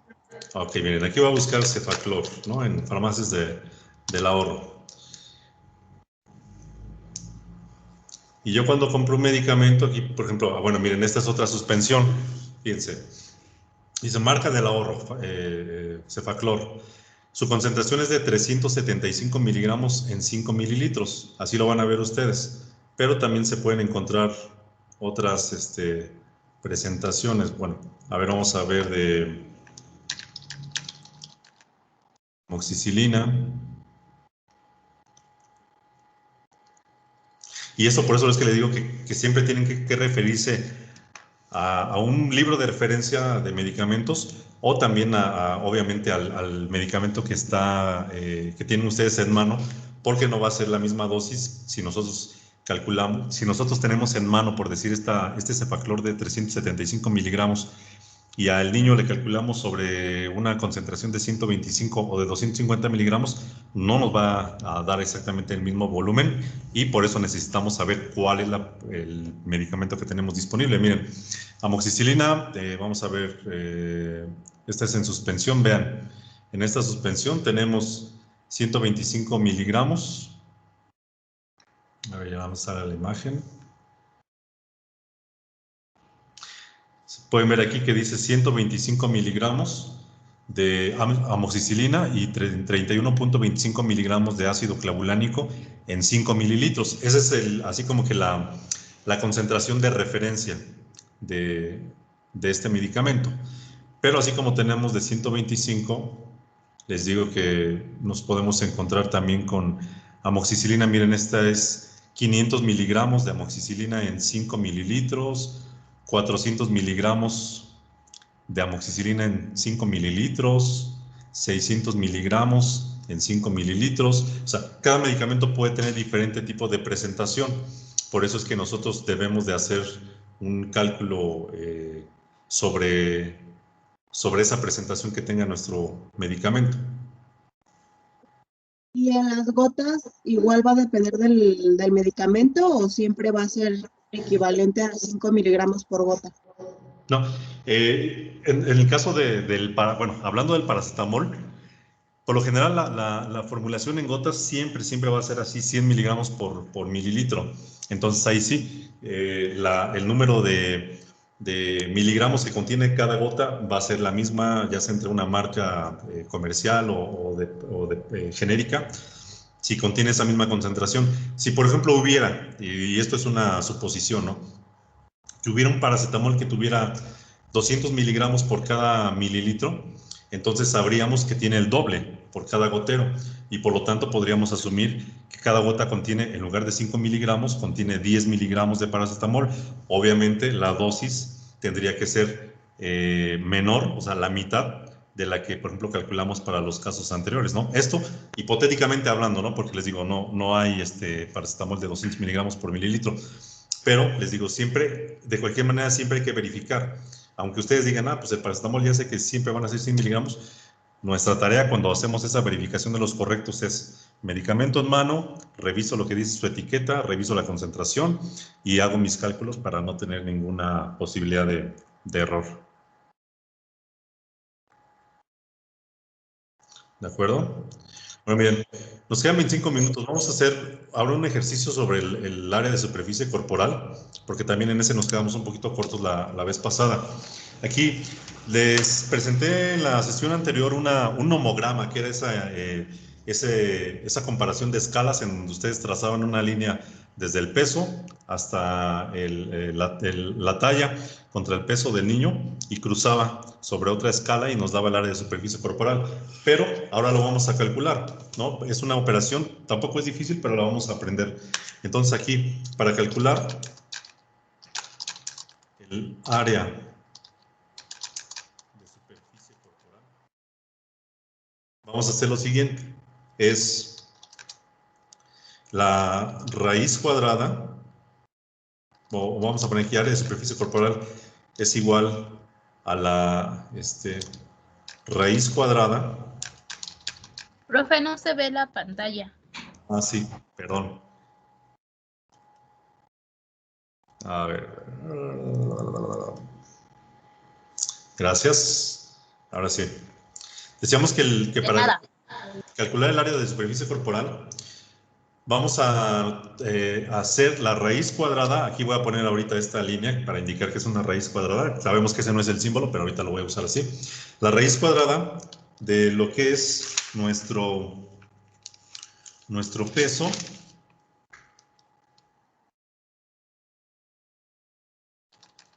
Nuestro peso en kilogramos por la talla en centímetros. Y esto dividido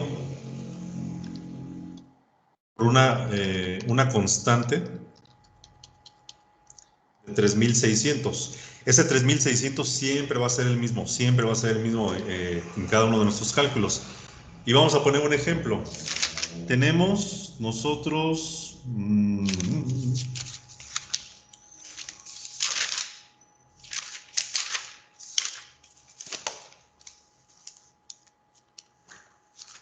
a ver,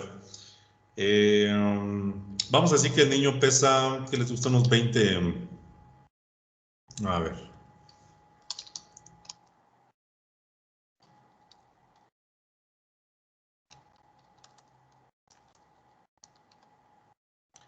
Vamos a hacerlo de un niño que pese normal, ¿no? A ver, vamos a decir que pesa, ahorita pongo la pantalla, 12.4 kilogramos y mide 86 centímetros. Ok, entonces, este niño,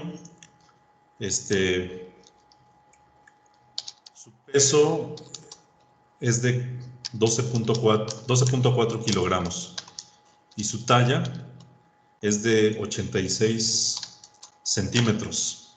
Entonces, de acuerdo a la fórmula que tenemos, vamos a multiplicar nuestro peso por la talla. ¿Cuánto es?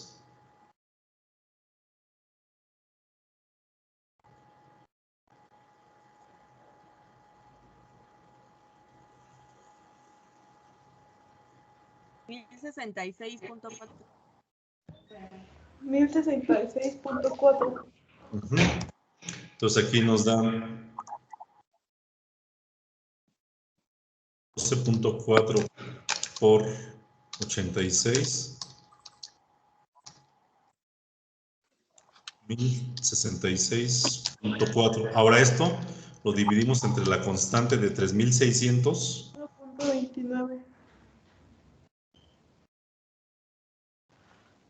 0.29. 0.2962, ¿no? Con algunos otros decimales. Ahora, a esa cantidad nosotros es a lo que le vamos a sacar la raíz cuadrada.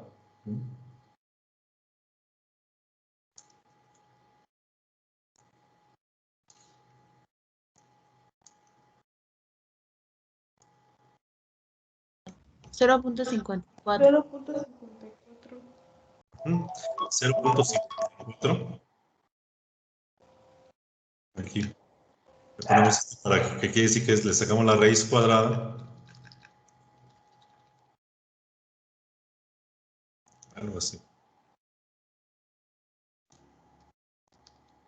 Y nos da 0.54. Esta es el área de superficie corporal, es igual a 0.54 metros cuadrados. Ya después de hacer toda nuestra fórmula, que fue multiplicar el peso del niño por su talla, dividir eso entre 3600 y a ese valor de 3600 sacarle la raíz cuadrada, nos da un valor de 0.54 metros cuadrados de superficie corporal. Eso es lo que vamos a utilizar nosotros para un cálculo de dosis basados en área de superficie corporal. Vamos a poner aquí el ejemplo de... Déjenme encuentro uno rápido.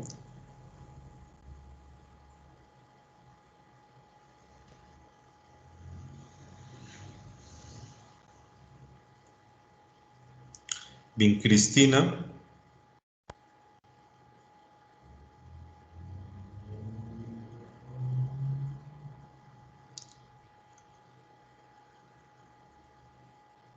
Que la vincristina, a ver aquí les voy a poner vincristina, es un medicamento oncológico que se utiliza en los casos de leucemia aguda.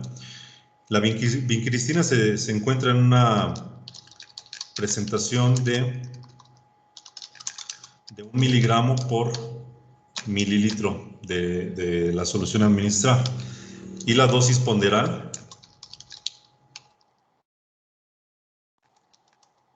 es de 2 miligramos por metro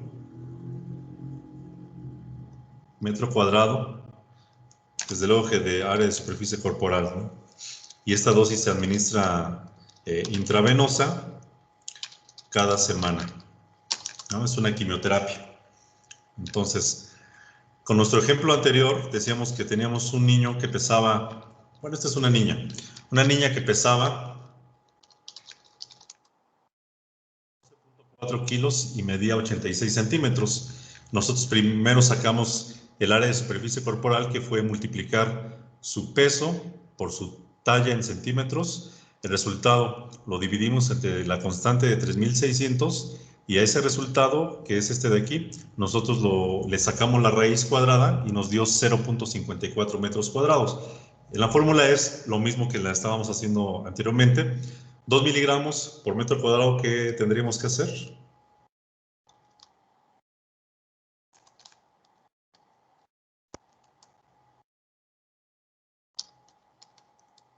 Por la dosis. Sería por 0.54. Exacto. Multiplicamos 2 por 0.54. 1.08.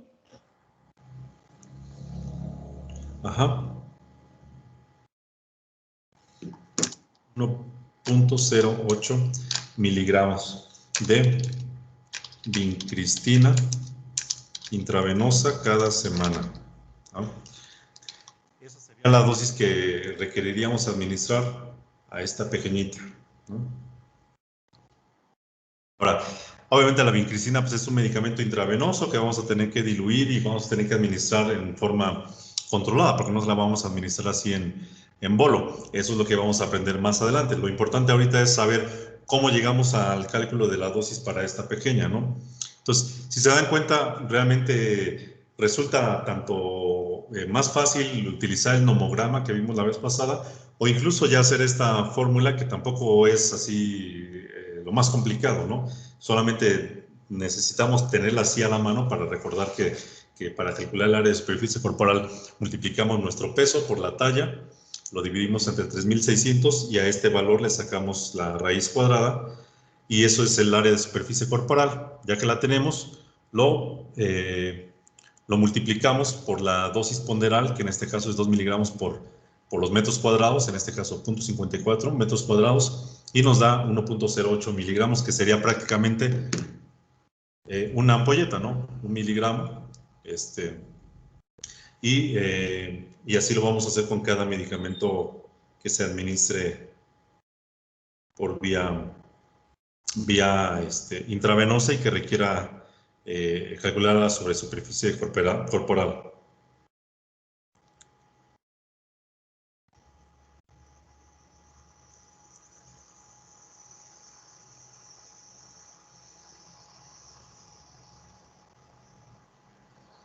¿Alguna duda con esta fórmula? ¿Está más fácil? Bueno, para mí. Ajá. Sí, en realidad las dos no son complicadas, solamente que, les digo, pues es a través de muchos ejercicios que a lo mejor tenemos que facilitarnos ya un poquito el memorizarnos, ¿no? Cómo tenemos que seguir la fórmula y ya después no se vuelve problema, ¿no? Ya la vez pasada se me andaban ahí cuatrapeando los cables también porque me puso un poquito intranquilo que se estuviera apagando la máquina, pero es esto la manera en la que lo vamos a hacer. Entonces, estos ejercicios ahorita los voy a guardar y se los voy a enviar los voy a subir a Blackboard para que los tengan. Y de cualquier manera les voy a hacer llegar otro documento donde con otros medicamentos, con sus presentaciones, con sus dosis ponderales y con diferentes pesos y tallas de niños, ustedes puedan también hacer ese tipo de ejercicios, ¿vale? Y les digo, con toda confianza, díganme sus dudas, ya saben, por WhatsApp o por el medio que ustedes prefieran, pero que podamos estar preparados para esta primera práctica, ¿vale? Profe, disculpe, yo no tengo su número de teléfono porque yo no pude estar en la primera sesión y apenas me estoy incorporando porque tengo unos familiares, bueno, mi mamá y mi hermano se contagiaron, entonces como hemos estado en consulta médica por eso. Ajá. Te lo paso, amiga. Ok, gracias. Que te lo pasan y que te agreguen también al grupo y ahí quien quiera enviarme algún mensaje directo también lo puede hacer, o si lo quiere hacer pues a través del grupo de WhatsApp para que todo el mundo esté enterado de cuál es la duda y por ahí mismo les puedo responder con mucho gusto. La cosa es que aprendan esto. Ya aparte, la próxima sesión vamos a abordar un tema ya diferente que es relacionado a los pacientes adultos. Nos vamos a enfocar más bien a toda la parte de pues las contraindicaciones propias de la edad, por la enfermedades renales, quizá función hepática, y conocer algunas interacciones. Entonces, pero más bien en el caso de su grupo, sí, este próximo lunes ya va a ser la práctica, entonces Yo había pedido ahí al laboratorio que pudiéramos presentar los temas del adulto un poquito antes de la práctica, porque la práctica va basada sobre una persona adulta mayor, pero les digo, voy a tratar de también enviarles algún ejercicio simulando un paciente adulto mayor con algunos de los medicamentos típicos, para que ustedes también puedan tener un escenario muy parecido a lo que va a suceder en su práctica, ¿vale?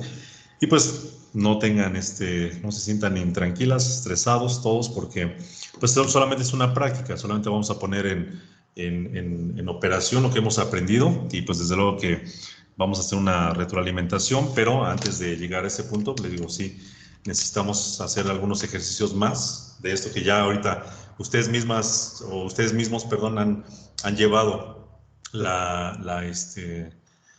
pues la resolución de estos problemas que mostré en pantalla. Ya es cuestión de que los vuelvan a repitan sobre estos mismos ejemplos, después cambien los valores y vean si les llegan a un resultado, digamos, que parece correcto. Si quieren, mándenme su archivo, yo lo reviso y ya les digo, sí, calculaste bien o no, aquí te falló esto, para que despejen cualquier duda que puedan tener. ¿De acuerdo? De estos ejercicios, ¿hay alguno que quisieran repetir una vez más antes de que cerremos esta sesión?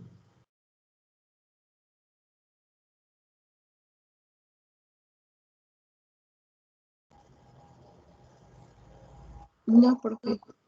No, profe. No, o sea, ya están hechos. No se preocupen. Solamente, bueno, sí. Déjenme tomar tomar un momento para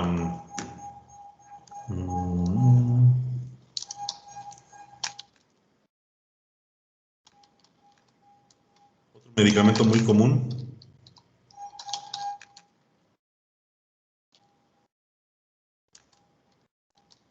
Trimetopril sulfametoxazol en suspensión oral, que contiene 40 miligramos de trimetoprim más 200 miligramos de sulfametoxazol. Esa es la concentración del frasco, ¿no? de la suspensión oral. La dosis ponderal de trimetoprim es en pediatría. A ver.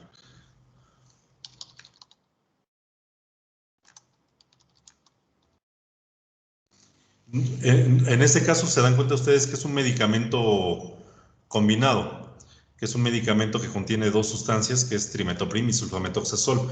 Ustedes dirán, bueno, ¿y aquí cómo lo hacemos? ¿Cómo calculamos la dosis? En este caso, vamos a elegir uno de los dos, que es trimetoprim. La dosis ponderal.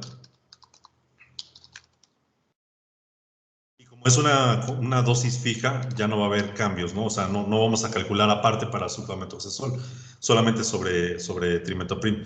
La dosis ponderal es basada en trimetoprim y es de 8 a 10 miligramos de trime, de 8 a 10 miligramos por kilogramo de peso por día. ¿Sale?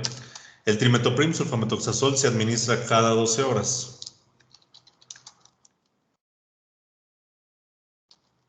Ahora, rápido. Vamos a tomar uno de estos mismos niños. Decíamos el de 11.9 kilos. A ver. Tenemos un niño que pesa 11.9 kilogramos de peso. Rápido.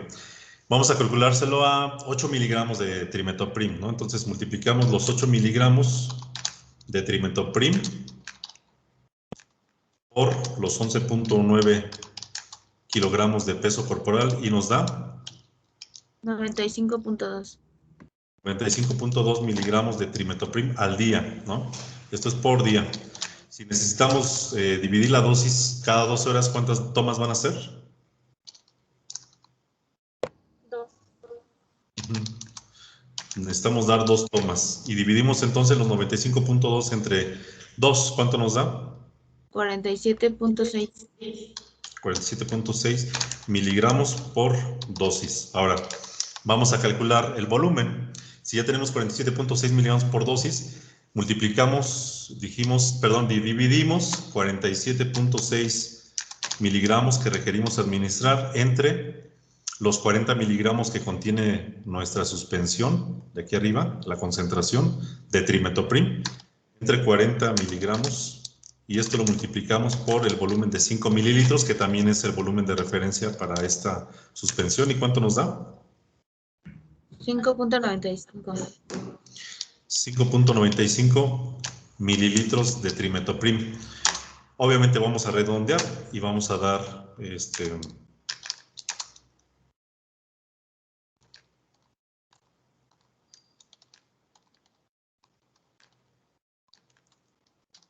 mililitros de suspensión cada 12 horas. ¿Sale? Y ya ven que no es difícil, solamente necesitamos... ¿Sí? ¿Podría repetir el procedimiento después de los 8 miligramos? Ok. Bueno, a ver, rápido. De trimetoprim sulfametoxazol, la suspensión se encuentra en una presentación que contiene 40 miligramos de trimetoprim y 200 miligramos de sulfametoxazol, esto en 5 mililitros de suspensión oral. La dosis ponderal en niños se basa en trimetoprim. Entonces, la dosis corresponde a 8 a 10 miligramos por kilo de peso por día. Esto es lo que necesitamos administrar en 24 horas a un niño. Pero la dosis la tenemos que dividir cada 12 horas. Si lo dividimos 24 horas entre 12 horas, nos da 2 tomas. Tenemos que dar 2 veces el medicamento.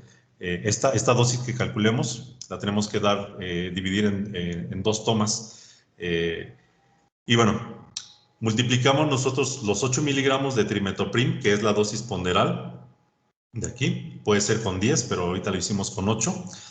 Lo multiplicamos por el peso del niño, que son 11.9 kilos, y nos da 95.2 miligramos de trimetoprim que necesita al día.